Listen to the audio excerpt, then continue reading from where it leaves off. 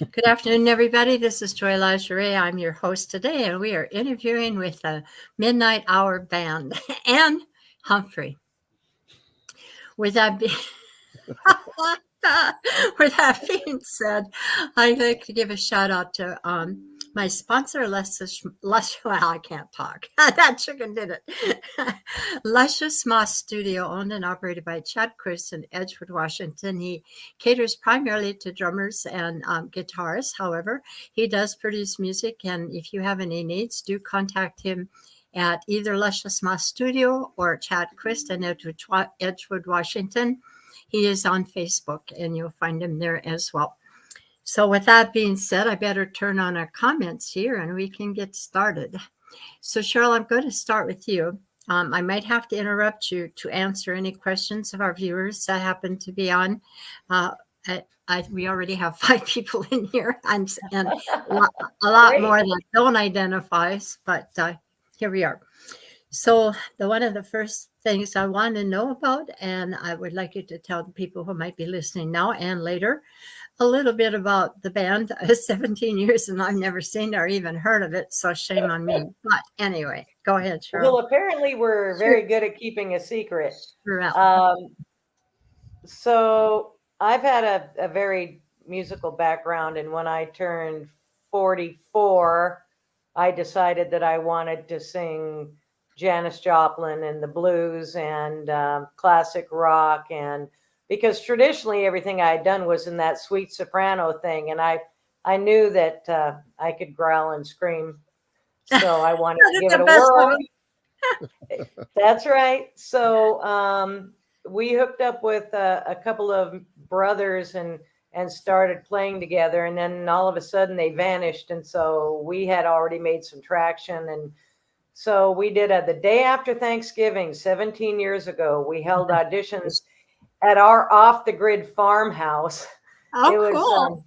It was pretty amazing, and we auditioned for 6 hours, and for 6 hours I screamed out "Piece of My Heart," and then I was I'm a Jew and I'm a cantorial soloist, so I actually led a congregation. So after screaming Janis Joplin for 6 hours, I had to go to work at the synagogue and sing that beautiful, sweet soprano liturgical music. So that was a long day. But anyway, we put together a band, and we've been quietly playing music without telling anybody for 17 years now. At least not me. I do want to welcome Rodney Landert. He is a fiddle player for the band Hot Rodsters. He's tuned in today, and he said that's amazing. So Yeah. we've had our first comment. So 17 years ago on Thanksgiving Day, was it? Yeah, day after Thanksgiving. Day after Thanksgiving. Yeah. You guys went out there and quietly been singing Janis Joplin and what else do you do? Since I haven't heard you, I'm going to have to find a gig of yours to get to. Well, I personally do Janis Joplin, Aretha Franklin, Tina Turner, Big Mama Thornton. Help me out, guys. Who else do I sing? Coco Taylor. Pretty much all the big. Are these rock stars? Are these rock? I'm not into rock. I'm country. Yeah. Sorry, I apologize. Some of them are blues Martha and R&B. Yeah. Okay. Martha and the Vandells. Yeah. So any power hitting female is basically what I like to do, because I was such a quiet. Yeah, don't snicker, you guys. I was such a quiet, sweet soprano singer for so long. Okay, maybe not quiet, but soprano singer for so long that I wanted to get out there and get myself dirty. So I did. Did you? Yeah. Yeah. Yeah. All right. So now's a good time to introduce your band members. Okay. Well, the fellow on my left is the drummer, Mark Rainey. Also my husband, because a good drummer is hard to find, and I had to marry him. Good to keep him from getting away. Yeah, in the headphones without the hat is Steve Marshall. He is our bass player, an incredible, talented musician, just agreed to learn to sing so that we can lay down some 3 and 4 part harmony, and he's doing amazingly well. So his whole life he wasn't a singer, and now he's laying down some sweet harmony. But this guy is an amazing bass player, and he looks like he's having fun on stage, and it's just a lot of fun to watch him, you know. And then the fellow in the beanie is our keyboard player, Dave Townsend. Hi, Dave. We are all lifelong musicians, including Dave. We've all been working musicians most of our lives. And this man, you know, you'd swear he had an extra hand stashed away somewhere, but he's really good and soulful, and he plays some really sweet stuff, and he plays some really, really dirty stuff, and he's totally the package. So. Cool. Well, who would you like to start off as far as giving a little bit about your musical background? When you started, who your influences were, what instruments you might have been playing? Who would like to start that, and who would you recommend, Cheryl? Well, guys, age your beauty first. I'm touching that. I can start Okay. start the show. So anyway, my next door neighbor in 7th grade actually had a guitar, and he says, "Hey, if you buy one, we can start a band." And that's how that got going way back when. But that was in the late 60s, early 70s. So my influence was really, the Who, Jimi Hendrix, Cream, the real hard rocker bands back at that particular time. And I learned quite a bit back at that time. But then, we played for 8, 12, 15 years. And then I kind of moved a little bit away from the music and had a family, you know how kids go, do those things and whatnot. And then eventually I played in a few bands, but I answered an ad that Cherelle had put out, and I auditioned, and they said you were in, and then they said, "Can you learn 50 songs in 3 weeks?" I'd have never made it. Well, the interesting thing is I had heard all the tunes, they weren't tunes that I had played before, Right. but I had heard them. So I said, sure, I'll give it a whirl. And I think we got through about 45 of them or something like that before the first gig that we played. And, Cool. just really enjoying getting out there and giving it all. And it brings me back to my youth is what it does. So you can't have anything better than that, right? And I think it's safe to say that it was pretty much love at first sight when we first met him. I mean, we looked at each other and went, "Oh yeah, I think we can cancel the rest of the auditions." But we had him come back, and we basically offered him the job pretty much right out of the chute. It was a good choice. That's right. Absolutely. Yeah. So I'm going to ask you another question here, but I got commenter. I have Patrick O'Donnell from the Dublin Abbey Band. They do a lot of Irish, it's more or less Irish sounding music and historical things, historical types of stories in their music. And he said, well, I'm not sure what he's saying here. Here with all that dynamic female. I guess he means that you're dynamic. And he's here. I was really shooting for shy and demure. Are you saying I missed that by a titch? Dynamic, a little understatement, actually. But he also made a comment about that 6 hours of yours, and he said, did you need rehab for your voice after that? I'm one of those fortunate individuals that has a stainless steel throat.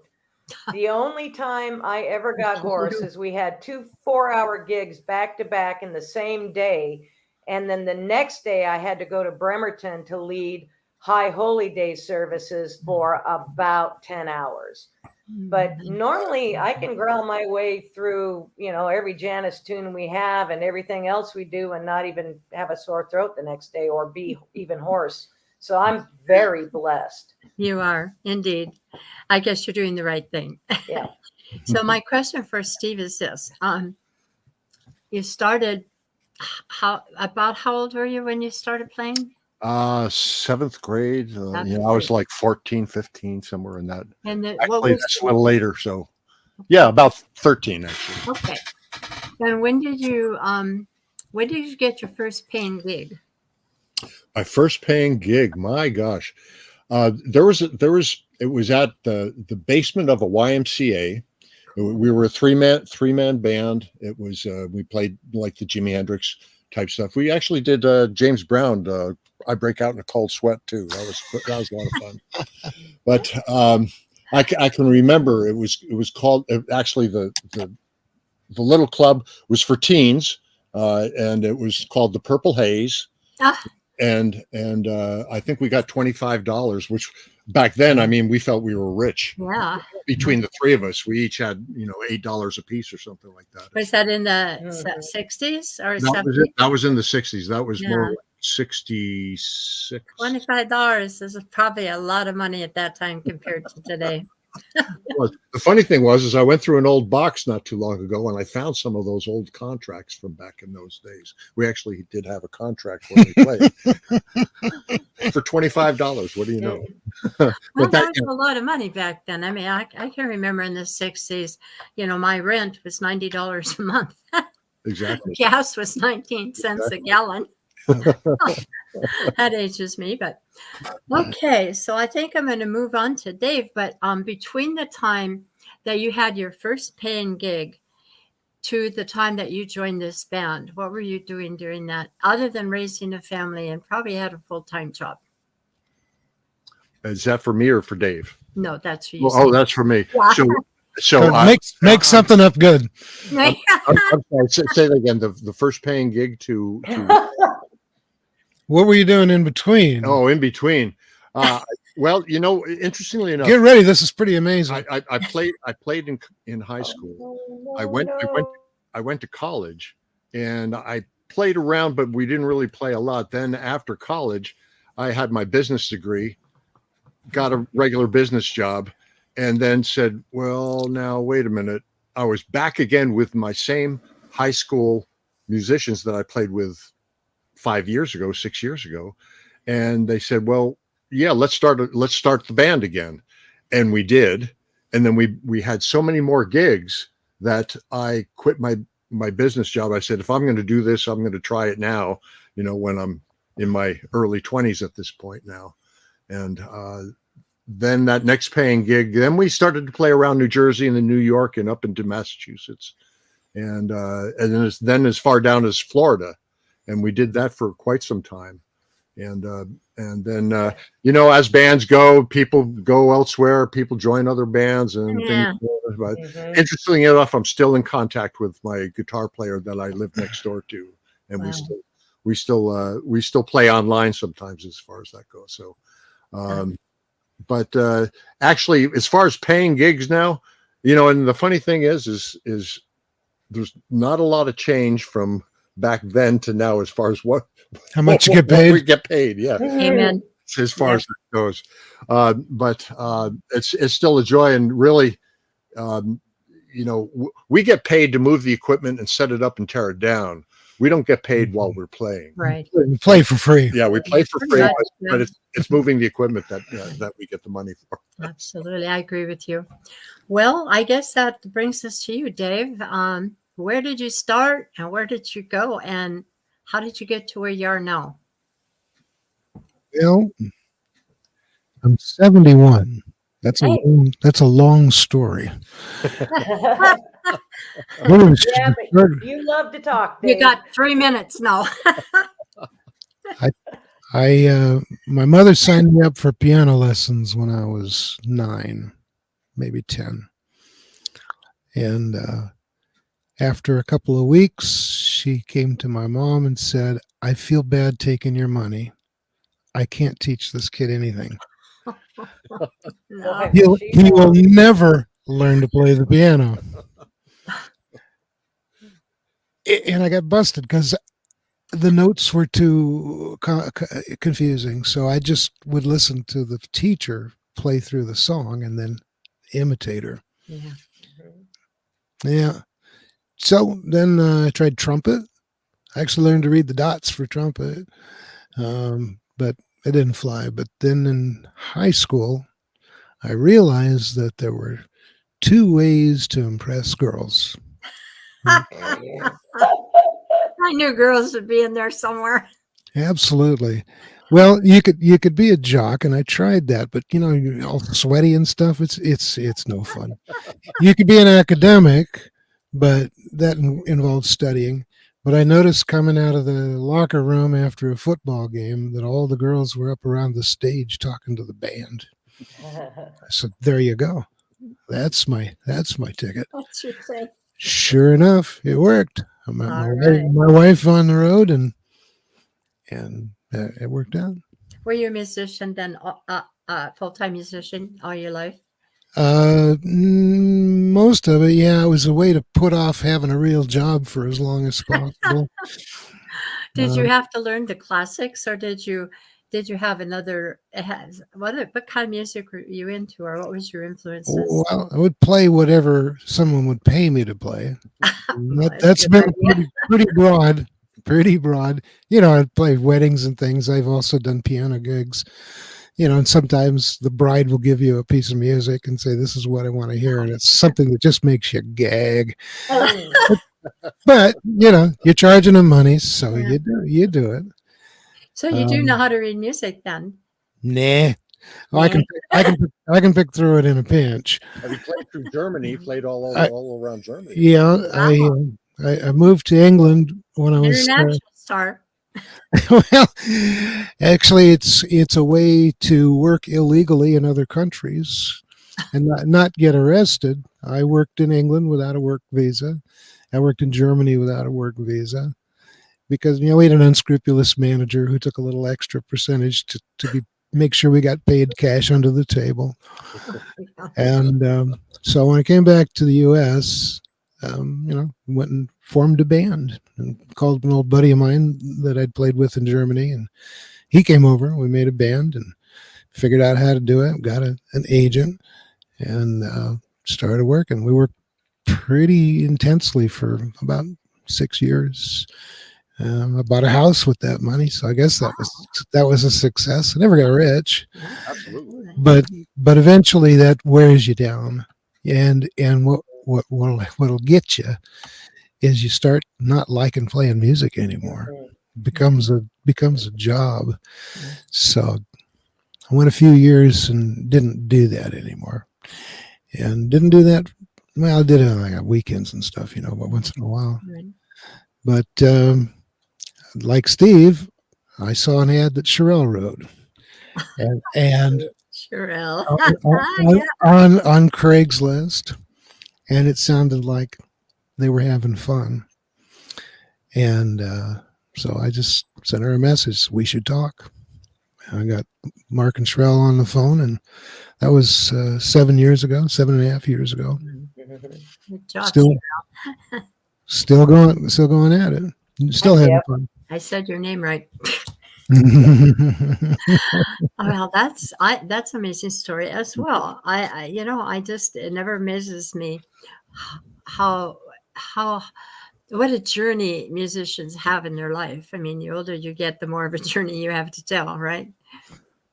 And that was just the G-rated version. I think we better leave it there. Probably. Okay. So how I'm curious to find out what Mark has to say about his journey, and he obviously met you and Yes, through Craigslist, but not in the way you're thinking. okay. I'm not thinking anything yet, but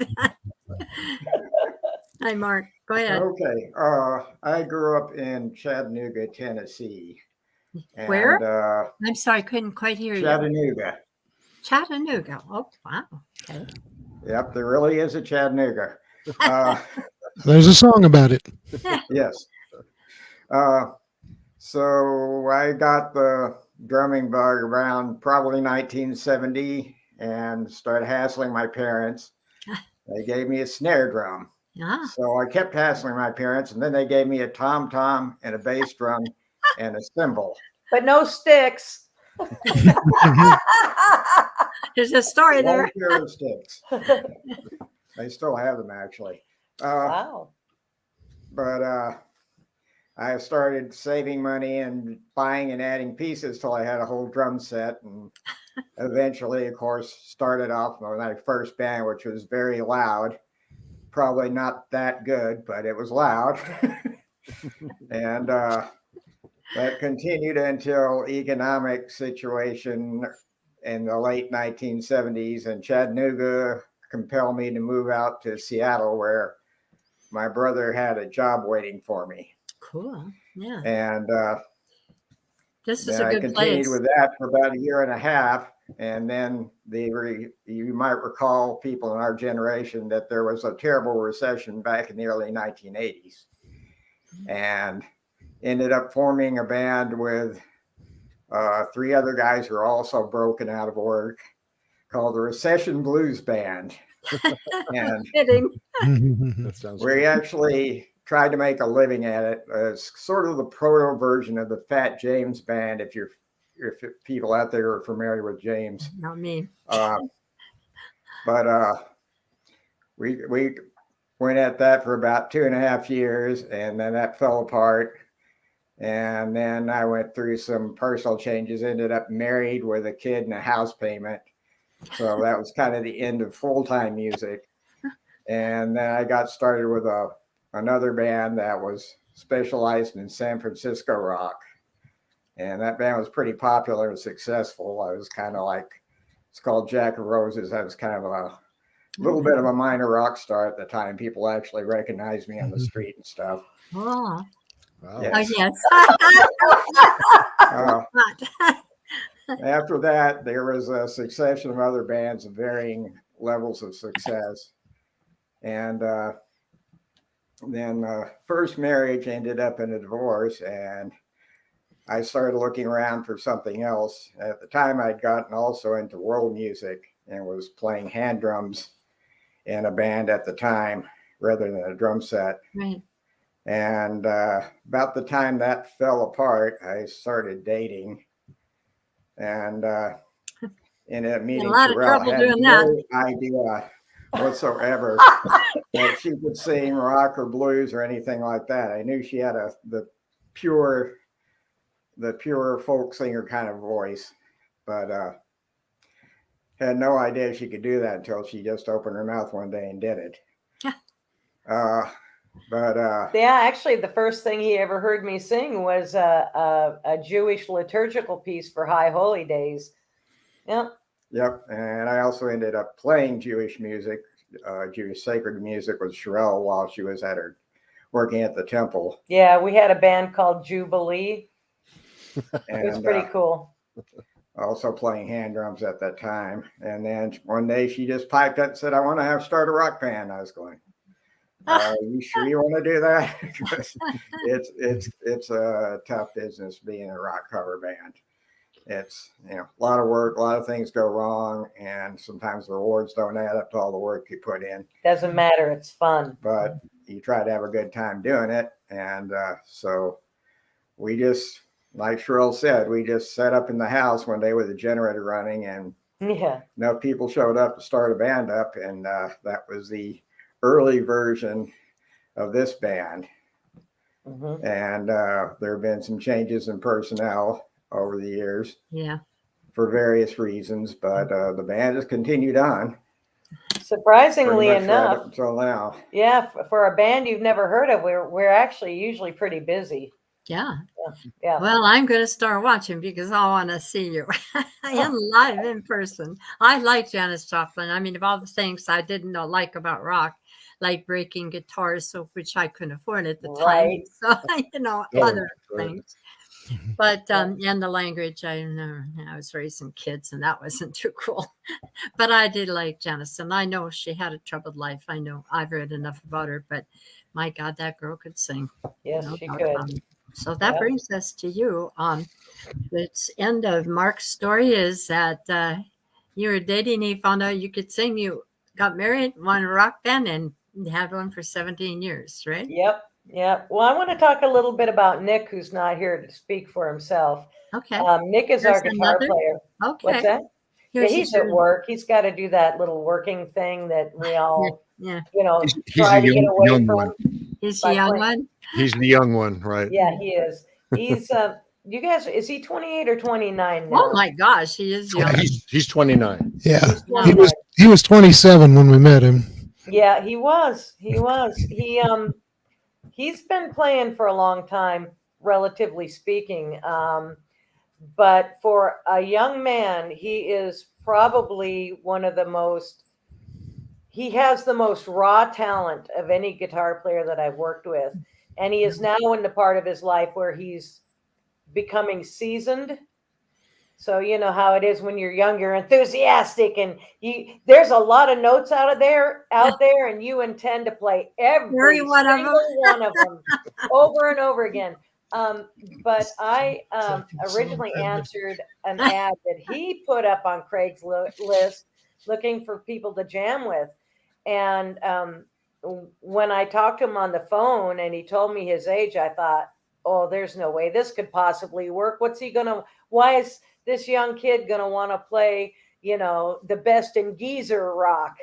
And, and he showed up, he auditioned for us. And I think Dave and I looked at each other and kind of gave each other that, yeah, this is the one look. I had trepidations because when you're young, you don't really know what you want. And I was afraid that, He'd leave. Yeah. he'd leave, as musicians are wont to do. But he's such an amazing, talented young artist. And he is, I know that he said that one of the things that he really appreciates about Midnight Hour is he's learning a lot.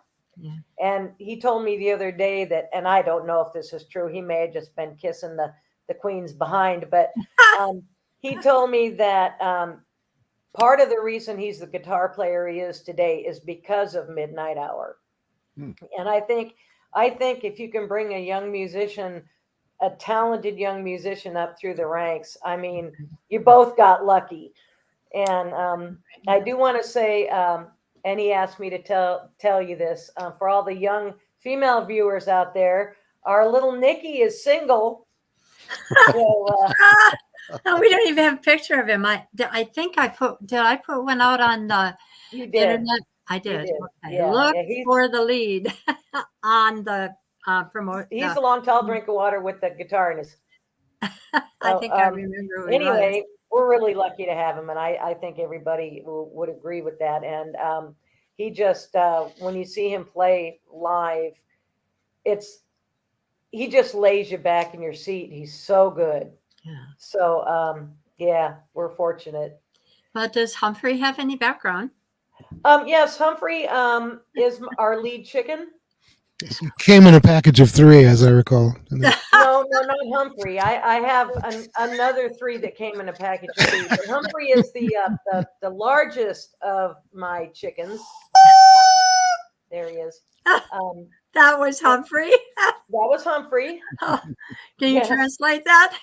And well, I actually do use him in one of our songs, but he only gets to sing once. But the great thing about it is he's very patient, and he knows that he will have his moment to shine. And until then, he just has to hang with the band like some kind of weird rubber chicken groupie. And then at the correct moment, he will have his moment in the sun. Oh, he also wants you to know that he does all of his own stunts. The Tom Cruise of chickens. Yes, the Tom Cruise of chickens. Yes. Okay, I guess that leaves us to how did you pick? I mean, how did you guys meet up? You and Humphrey. Me and Humphrey. Yeah. How did that Well, happen? I'm not. It was online, wasn't it? Yes, it was online, and Yeah. Humphrey. Figured it was Humphrey something was shady. What? Say that again, Dave. I figured it was something shady. Yeah. Lady? Well, Humphrey was a cheap date, and he had beautiful eyes, and I loved his voice.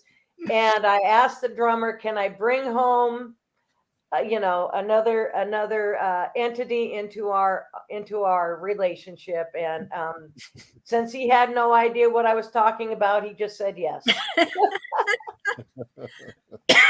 Excuse me. I'm sorry. Um, Well, I'm glad to meet you, Humphrey, and I'm glad you made it into the band. So that takes us to, I guess that means thank you. So, Cheryl, what's your background? And I do remember I read all your bios and, Yeah. garbage in, garbage out, but I try to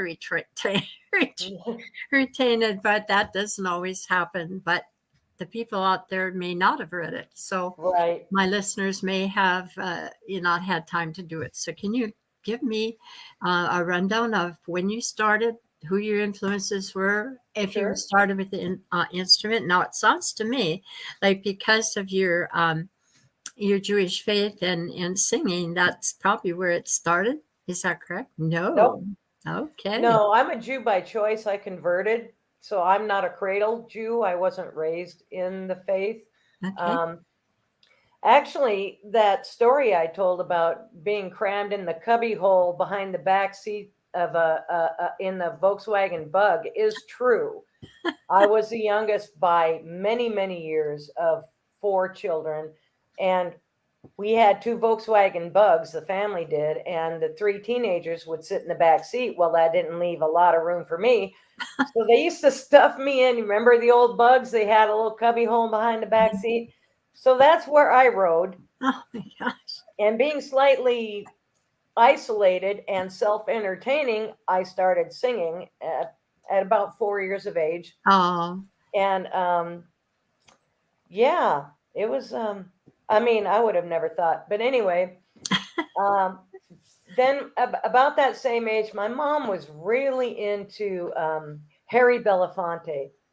So I started singing, down the way when the nights are gay and the sun sets slowly on the mountain top. And then I listened to whatever was around and learned whatever was playing on the radio, on the stereo. And then I had my grandfather. I'm a 4th-generation guitar player. I don't play much anymore because of the arthritis in my hands, but I do have my grandfather's 1961 archtop Gibson. And in fact, it's that guitar and I are the same age. And he was a sneaky devil. When I was about 10, he started bringing over Chet Atkins albums. And, you got to listen to this. Okay. So every few months, he'd bring me a new Chet Atkins album. And then when I turned 12, he started bringing me guitars. And so I started playing guitar and writing, cutesy little pubescent girl songs. And I did my first live performance at 12 in front of a crowd of 2,000. Yeah. And the weird part about it was none of my family was there. So this is what the Jews call chutzpah, right? yes. I got chutzpah because I got up there and did it anyway. And then it was one of my cute little girly songs. And I started playing for money when I was 15. I left home when I was 15. And I started playing in a local restaurant in Seattle. But there's an in-between step that I missed. When I was 12, I went down to the local lake at my hometown, found a quiet spot. There wasn't anybody around for miles. I sat down on the bank of the lake and I closed my eyes and I started playing and singing. And I opened my eyes, and the next thing I knew, there were 15 people standing around me watching me. And it was and these guys don't believe it for a moment, but up until that point, I was actually pretty shy. But stop laughing. Booger, you booger wad. But when I opened my eyes and saw all these people standing around, I just went, oh, hey, I might be onto something here. So, your aha moment. Yeah, that was an aha moment. And I knew, and I knew just because of the way the music made me feel and knowing that I could draw in people from God knows where. I don't know. Maybe they were swinging from the trees. I have no clue. But yeah, it was a real aha moment for me. And so then I got into folk music, and then followed that with bluegrass and folk rock. Then went back to bluegrass, and when I converted to Judaism, I converted 1 week. The next week, I was on the bema leading the services. So I did that. I served a congregation. Sorry, guys, a congregation in Everett for several years, and then I've done High Holy Day services for many congregations in the area, and then I met Mark,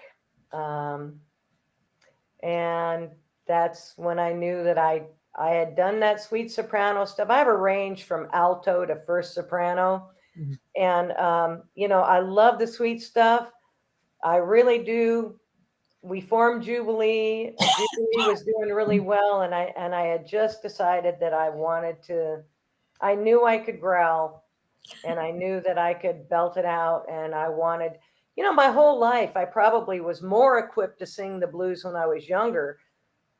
But when I got older and got happy, I really got into singing the blues, even though I had no reason to. Maybe when you're in that space, it's just too raw to actually get out there and sing the blues. Because I figured if I started singing the blues when my life sucked, there wouldn't be enough Kleenex in the world to get me through it. So anyway, that's what happened. We started Midnight Hour, went through a changing cast of characters, met these amazing guys. We all play so well together and get along so well that you just know when it's the right fit. And regardless of what anybody says, personality matters as much as musical ability. Because, you have to trust these guys. And every one of these guys, and I go off a cliff once in a while, every singer does. And these guys just line up behind me, and it's like a bunch of lemmings just going right off the cliff. And when we land at the bottom, we all know exactly where we're at, and we take off again. So, there has to be a lot of trust between the band members. That brings me to the next question, and thank you for that story. I like the part about going off the cliff. That's the worst ride of a band sometimes. Oh yeah, we just look at each other like, oh well, here we go. Train wrecks. But if you have good players behind you, half the audience or more than half the audience that don't even know there was anything going on there. I have one more thing to say before we let this go. Sure. I can do what I do because I have all these incredible people absolutely playing with me who do what they do. And any prima donna who thinks she's the only person in the band that counts has no clue. No clue. Every single one of these guys is at least as talented as I am. And I rely on them. They rely on me, man. It's a thing. It's not just, I am not the star of the show. I'm the one out front. I'm the one they see the most. But these guys, man, they're what makes it happen. That's called the wind beneath your wings. Absolutely. Yep. So what were you guys doing during this whole COVID thing? And what were some of the thoughts that you had about where you were going to go or what you were going to do or what was happening? Did you get sick or not? Or Steve got sick. Yeah, actually, I was the first one after New Year's. But that was after the official pandemic we thought was done, and we started gigging again and went out and played New Year's Eve. That's when he got sick. And then I felt that happened to a lot of people because I think there was probably a gig that we had to pass on. Stick the mic under his mouth. Yeah, there, stick the mic there. I'm sorry. Yeah, he's just a bass player. Yeah, Give him a cut of a bass. I'm just a bass player. But I felt terribly bad because here I'm really the newest one member of the band, and here, oh, I'm sick, I can't play. What are we going to do? And everyone else rallied behind and said, hey, it's all good.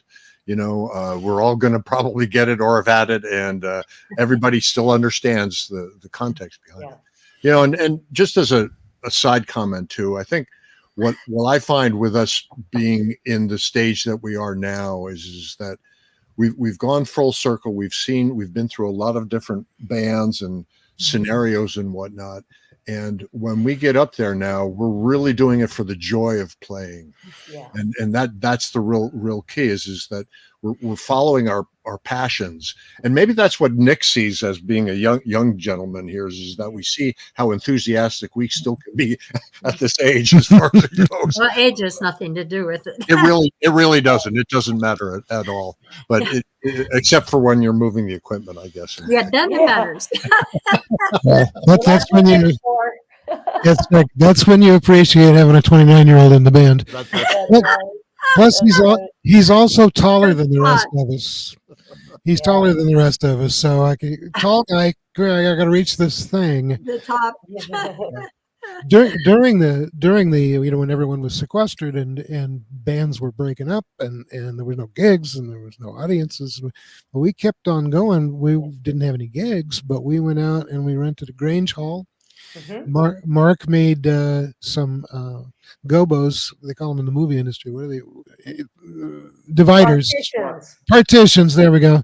Partitions with PVC and plastic shower curtains. PVC and clear shower curtains so that we could all get together and rehearse. So we kept rehearsing all through that period, even though we didn't know we'd ever play a gig again. We got together in my barn a few times too. Yeah. Fun. I love barns. I'm country, remember? Yeah, right. Yeah, and farm animals, especially chickens, Humphrey. That's right. Settle down. Stop that. Oh, Except he's all excited. for a period, we had real chickens singing along during our rehearsals. I bet you did. Yeah. Any cows mooing? We didn't have a cow at that point. We did get one, and now he's in freezer camp, so he doesn't sing much. Oh, all right. So next question, I'd like to start with. Oh, can I add one thing before we go on? Yeah, go ahead. When they started locking down, we all talked about we were going to stick together, and we were going to come out the other end as a band. And one of the things that we did, even though in the very early days we couldn't play music together, is we would about every other week do a Zoom meeting just to touch base, make sure everybody's still connected. I'm really quite surprised and delighted and pleased that we came through this in one piece. I know a lot of bands didn't, but I think it speaks a lot towards our determination to make music together. It was definitely it was a hard time, but we knew we were coming out the other side as a group. So okay. I get that. I doesn't sound to me like you ever lost hope. It sounds to me like you figured it was going to end somehow, and you kept doing what you loved, and that's kudos to you all. So the next question is the best of times or worst of times? I already know yours, Sherelle, but I'm going to start with Steve. Is it Stephen or Steve? Am I calling you the wrong name?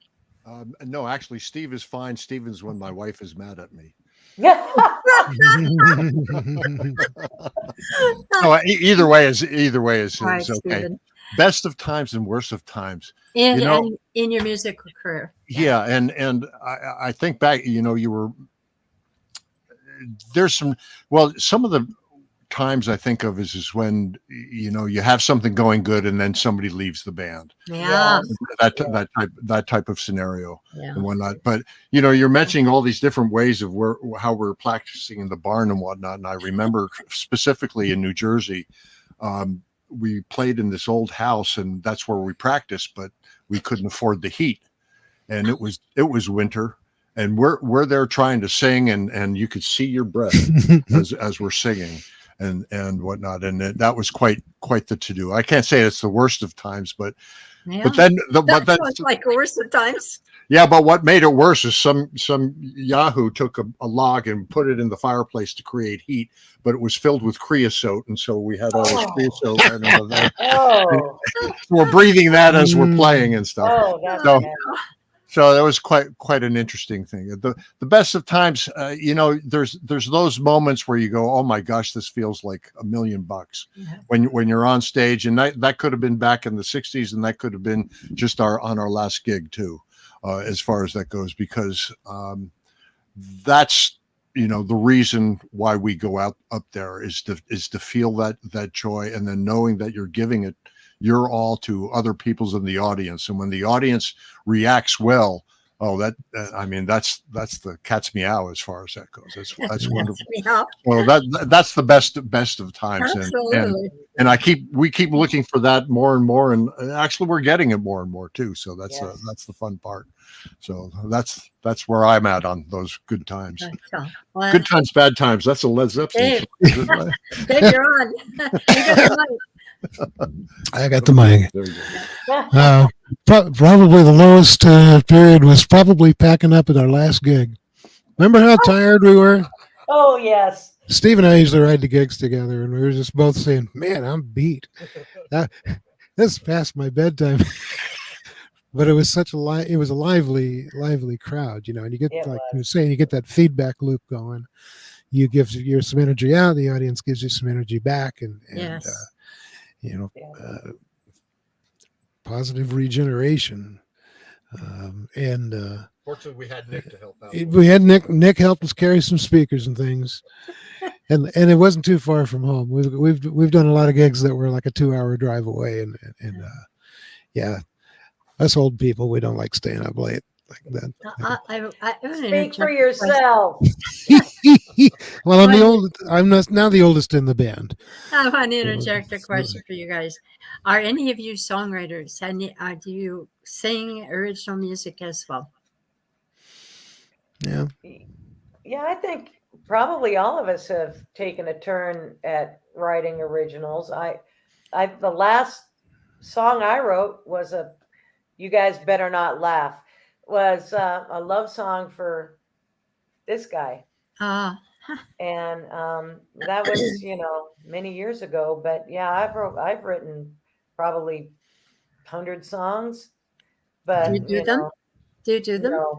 no, because they're folky, and a lot of them don't really apply to my life anymore. And music has to have some kind of personal connection for it to be meaningful. And so yeah, and I know Dave's written, yeah. we don't have a string section, so we're never going to play any of my stuff. Right. And Steve, you've written, haven't you? I do have a few original songs. Use your microphone, everybody. Microphone, honey. Sorry. We won't share that microphone.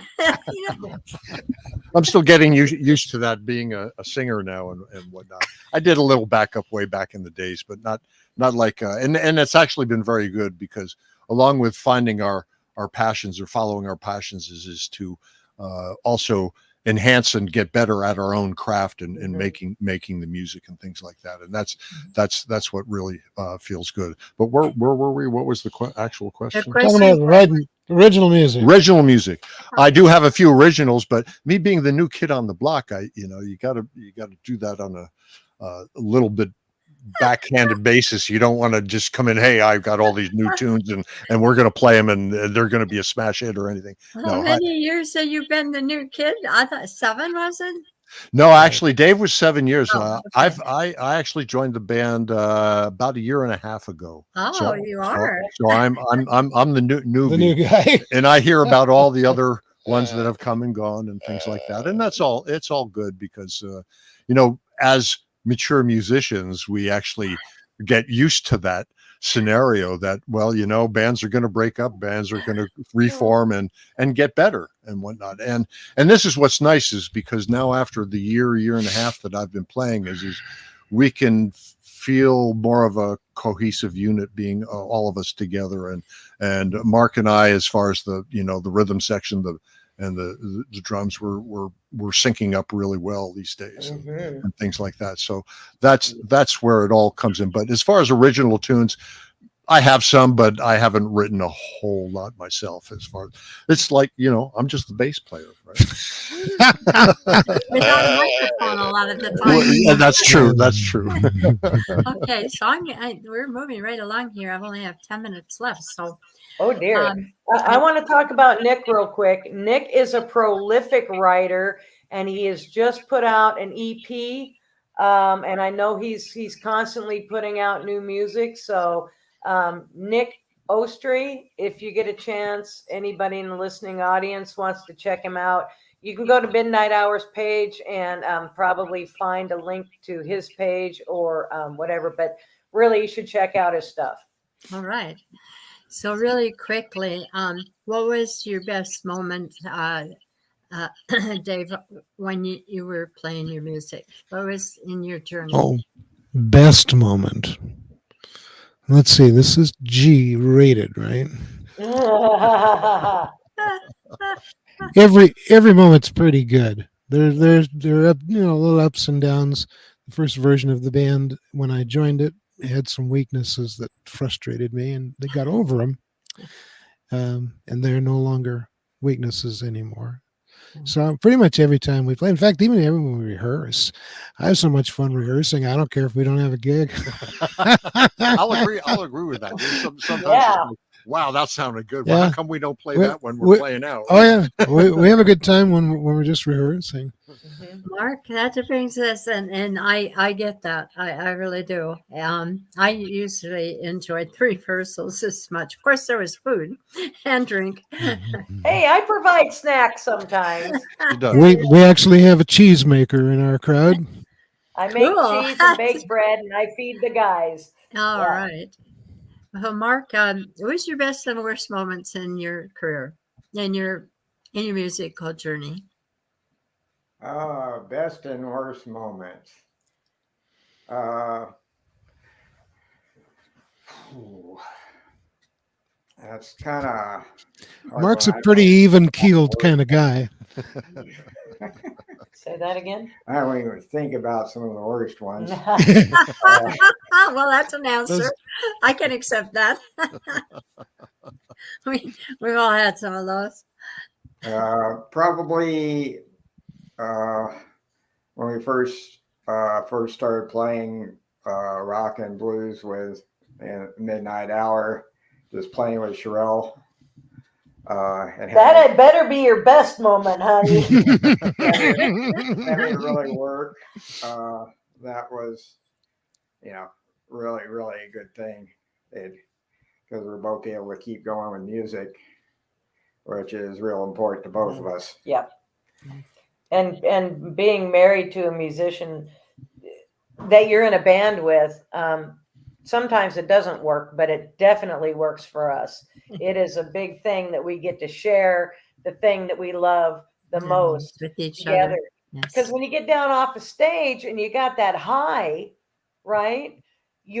A non-musical partner may not get that. Yeah. We're both Exactly. just starry-eyed and high as can be. And on can't music. sleep And right we just away. look at each other and go, "Wow, Yeah. that was awesome!" Oh, great. Sorry, go ahead. Didn't mean to interrupt. I guess that brings it. Huh? Pretty much. You done? Yeah, pretty Okay. much. Okay, Cheryl, that's your question too. Well, I have to agree with Dave that whenever the five of us are making music together, that is like the highlight of my life. And the worst time is, as Steve said, when you have someone that you really love playing music with and you feel like, yeah, this is the one, this is going to work. We're going to go through life together. And then something happens and they're not there. That's hard. And then you always wonder, are you going to find the replacement that fits? How many times are you going to have to try this again? And then you have to start, when you break someone new in, you have to start way back at the beginning again. Yeah. So you're playing the same 50 songs until they get caught up, and then you get to move forward. And there's always that fear, I guess, that the band may not stick together through the change. But we've been really fortunate, and again, I attribute that a lot of that to the guys that I'm making music with. But Dave and Steve are right. You know, it's when we're together, man. I don't believe life could be any finer. And when we lose somebody that we're really fond of, it's hard. You know, I have musicians that played with us that I still miss to this day. You know, I wouldn't trade our bass player now for anybody. I wouldn't trade our keyboard player now for anybody. Hey, You know? Cheryl, he doesn't share mics. Well, there is that, right? Anyway, there it is. I got you, girl. Well, that kind of brings me to the end. I do want to apologize for the fact of my earrings. I didn't realize that you were Jewish. Oh, hell. No. Listen, I'm a member of the Interfaith Association of Northwest Washington. Honey, it's not the path. It's the final destination. You travel yours, I'll travel mine. They and I'll look- they see you look- at the end. They look just fine.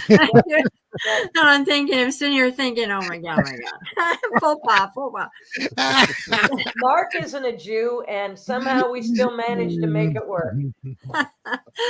Thank you. Someone just said we had a groovy interview. In the Cool. last, yes, in the last few minutes, I do want to say something about promoting your gigs, and I'm not sure. I don't think I posted. Maybe I did, but I don't think I posted your website or whatever it is that you have with your schedule on it. And I Okay. was wondering if you could put that in Mature Musicians for the people listening, so they Oh, know sure. where your Sure. gigs are. And Oh. can you just briefly describe what you may have coming up and when?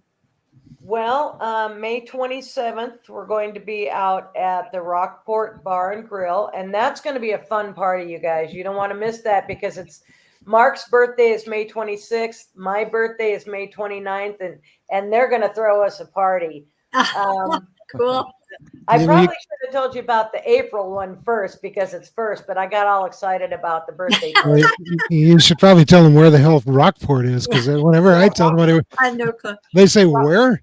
Can you Rock- post it? Do post it, Cheryl, on Mature Musicians with the address, please. Yes.